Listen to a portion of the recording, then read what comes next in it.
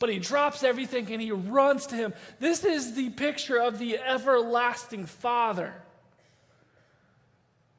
When Isaiah spoke this name, when he said he's going to be a wonderful counselor, when he's going to be a mighty God, he is an everlasting Father. We see what that looks like here in Luke 15. If you ever wondered what Jesus is, it's this. If you have ever wondered what Jesus is like, it is this. If you've ever said to yourself, what is an everlasting Father? Amidst a broken world, Jesus is giving us a picture of what that looks like right here. And it's a Father that is waiting for his children, who will drop everything and run. And we all can relate to this youngest son because we've all sinned. But here's what happens. Verse 21.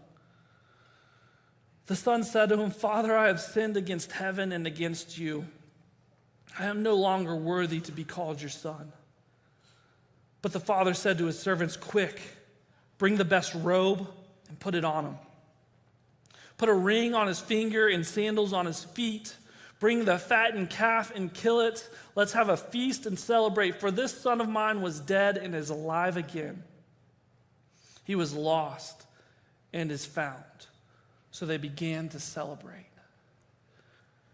So this son says what he has rehearsed over and over and over again on his journey home. Father, I have sinned against you and against heaven. I don't even deserve to be called your son, but Dad, just let me work here. Just let me be around. And the father doesn't greet him with anger. He doesn't greet him with bitterness. He doesn't greet him with questions. He doesn't say, I told you so. He says, go, quick, grab the very best robe.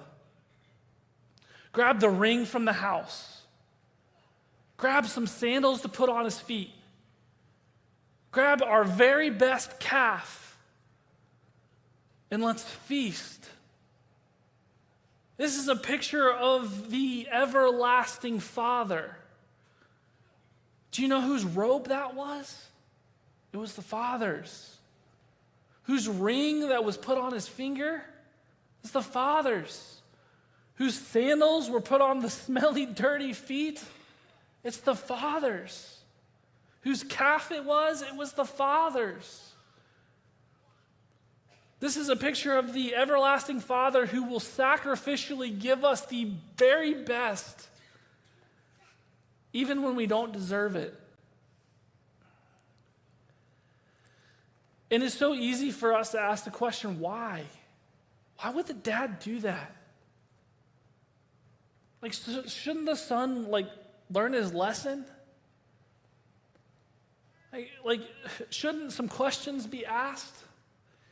And I believe if we could go into this story and ask the dad, why? Why would you do that? I believe his answer is as simple as, that's my kid. That's my son. That's why. And I believe if we were to ask God, why do you do the things that you've done in our world? Why did you send Jesus to the cross? I believe his answer is as simple as, you're my son. You are my daughter. You're my children. This is a picture of the everlasting Father. Verse 28, the older brother became angry and refused to go in. Hold on, let's back up. 25. Meanwhile, the older son was in the field. When he came near the house, he heard music and dancing. So he called one of the servants and asked him what was going on. Your brother has come, he replied, and your father has killed the fattened calf because he has him back safe and sound.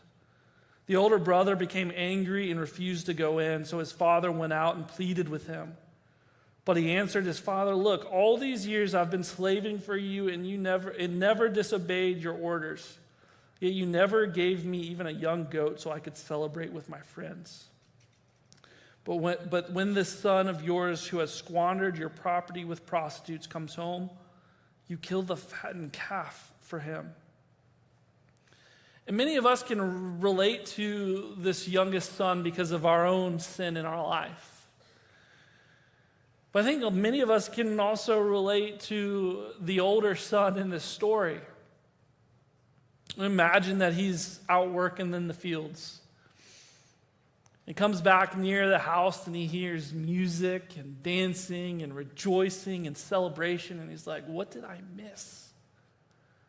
And so he asks another servant, like, "Hey, what's going on?" They're like, "Your brother's back. And your father is overjoyed, and the celebration has begun because he's back home safe and sound."